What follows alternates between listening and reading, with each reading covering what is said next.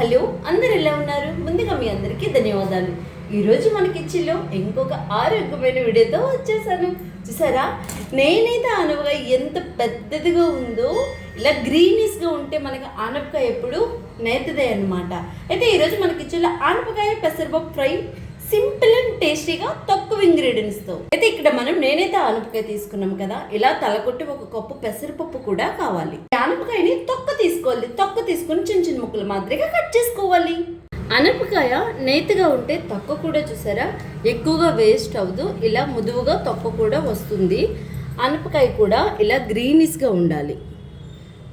మరి ఎక్కువ వైట్ వచ్చేదాకా తొక్కను తీయకూడదు. ఆ గ్రీనిష్ అనేది మన ఆరోగ్యానికి చాలా చాలా మంచిది.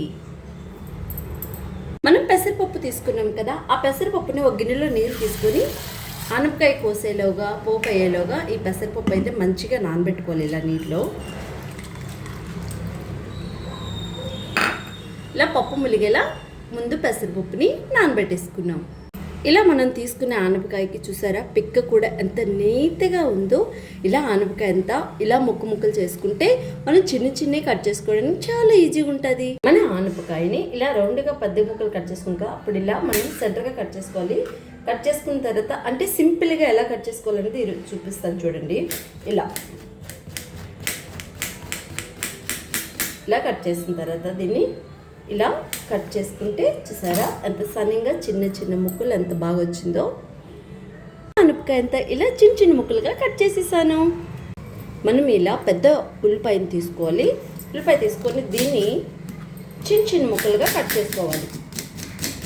ఇక్కడ ఇలా చిన్న ముక్కలుగా కట్ చేసుకోవాలి.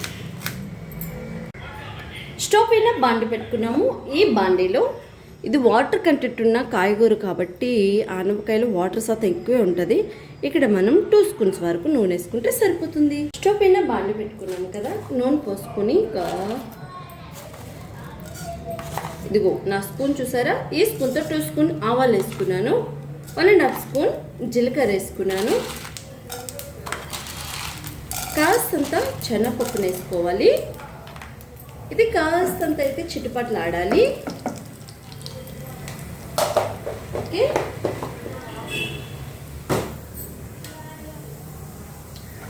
ఈ పోపు అంతా చిట్టుపట్లు ఆడిపోతే సరిపోతుంది. వేసుకునే పోపు దినుసులు అయితే చిట్టుపట్లు ఆడిపోయి మనం కట్ చేసి పెట్టుకుని ఉల్లిపాయలు వేసుకోవాలి.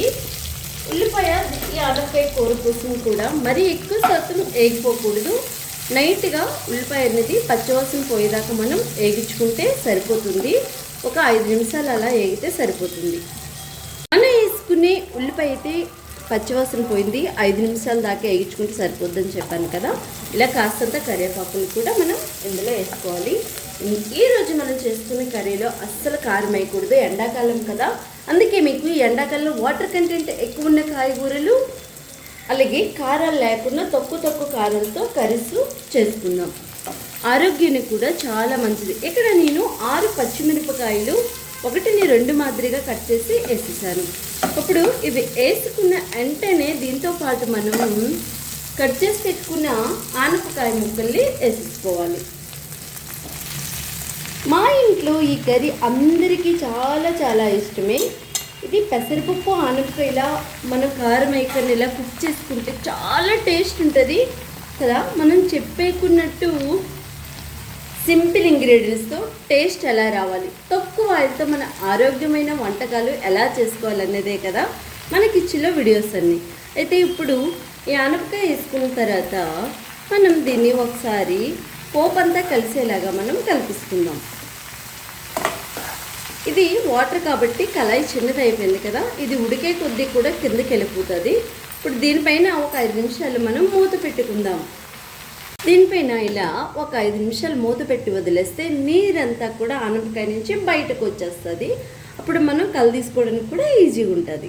చూసారా, మన ఆనపకాయ నుంచి నీరు వేయకపోయినా నీరు శాతం ఆనపకాయలో ఎక్కువ ఉంటుంది కాబట్టి ఉడికే కొద్దీ నీరు వచ్చేస్తుంది. ఇలా మనం కలుపుకోవాలి.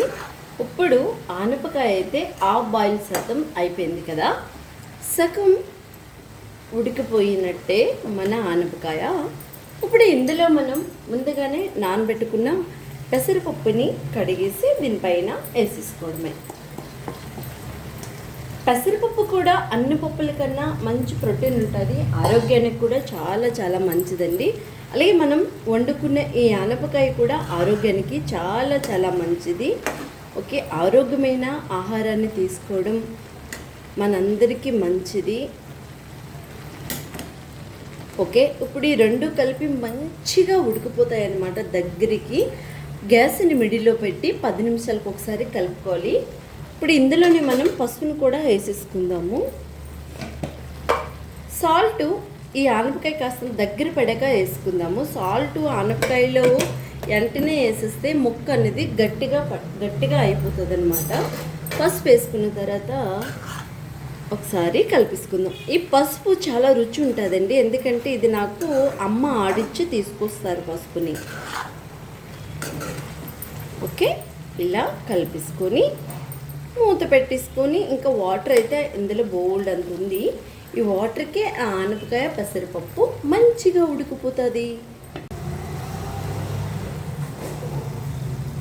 మనం చూసారా ఆనపకాయ నుంచి నీరు ఎలా వస్తుందో. ఇప్పుడు ఈ ఆనపకాయలు అంతా నీరు ఇంకిపోయాక గ్యాస్ని మనం సిమ్లో పెట్టుకోవాలి. ఒక 10 ఎల్లుల్లిపాయ రెమ్మల్ని తొక్క తీసి ఇట్లా చిదగొట్టుకుని ఇందులో వేసేయాలి. ఇంకొక 10 నిమిషాల్లో మన కర్రీ దించేసుకుంటామన్నమాట. మరి ఎక్కువగా జావలాగా అయిపోకూడదు, కాస్తంత మంచిగా ఉండాలి. పెసరపప్పు కూడా ఎక్కువగా ఉడికిపోతే అది జావలా అయిపోతుంది అనమాట, అప్పుడు అంత టేస్ట్ రుచి ఉండదు. ఓకే, ఇప్పుడు ఎల్లుల్లిపాయ వేసుకున్న తర్వాత దీని వెంబటనే మనం సాల్ట్ని వేసుకుందాం. ఓకే, సాల్ట్ ఈ కూరకి రుచికి సరిపడగా వేసుకుందాం. ఫస్ట్ మీరు వేసేటప్పుడు తక్కువగా వేయండి, ఎందుకంటే ఎక్కువైపోతే తీయలేము. తక్కువైతే మనం ఎన్నిసార్లైనా యాడ్ చేయొచ్చు. ఓకేనా, సాల్ట్ వేసుకున్న తర్వాత కలిపిన తర్వాత ఒక 5 నిమిషాలు మూత పెట్టి సాల్ట్ సరిపోయిందో లేదో చెక్ చేసుకున్న తర్వాత సాలపోతే అప్పుడు ఇంకొంచెం యాడ్ చేసుకుంటే సరిపోతుంది. ఓకే, ఇప్పుడు దీన్ని ఒక 5 నిమిషాలు సిమ్లో వదిలేద్దాం. మూత పెట్టేసి ఒక 5 నిమిషాల సేపు ఇట్లా ఉంచేస్తే ఆ కూరకి మనం వేసే సాల్ట్ మంచిగా పట్టి ఆ సాల్ట్ నుంచి కూడా వాటర్ కంటెంట్ దిగి రెండు మంచిగా ఉడుకుతాయి అన్నమాట. మన ఆనపకాయ పెసరపప్పు ఫ్రై అయితే ఇలా రెడీ అయిపోయింది. ఇది వండుకోవడం చూసారా, తక్కువ ఇంగ్రీడియంట్స్తో చాలా చాలా సింపుల్. చూస్తుంటే మీకు కూడా నోరు ఊరిపోతుంది కదా. అయితే టేస్ట్ కూడా అలానే ఉంటుంది. దీన్ని రైస్తో తినొచ్చు, చపాతీతో కూడా తినొచ్చు. టేస్ట్ మాత్రం నా మాటల్లో నేను చెప్పలేను, టేస్ట్ వేరే లెవెల్. ఇది ఎవరైనా ఇష్టపడతారు. ఓకే, ఈ వీడియో మీకు నచ్చిందా? ఒక్క లైక్ చేయడం అస్సలు మర్చిపోకండి. మీరు ఇచ్చే సపోర్ట్ మాకెంతగానో ఉపయోగం పడుతుంది. నెక్స్ట్ మంచి సరికొత్త ఆరోగ్యమైన వీడియోతో సింపుల్ అండ్ టేస్టీగా తక్కువ ఆయిల్తో వంటకాలు ఎలా చేసుకోవాలో మన ఛానల్లో చాలా ఆరోగ్యకరమైన వీడియోస్ ఉన్నాయి, చూసేయండి. నెక్స్ట్ మంచి సరికొత్త వీడియోతో మళ్ళీ కలుద్దాం. అంతవరకు మీ అందరికీ బాయ్ బాయ్ అండి.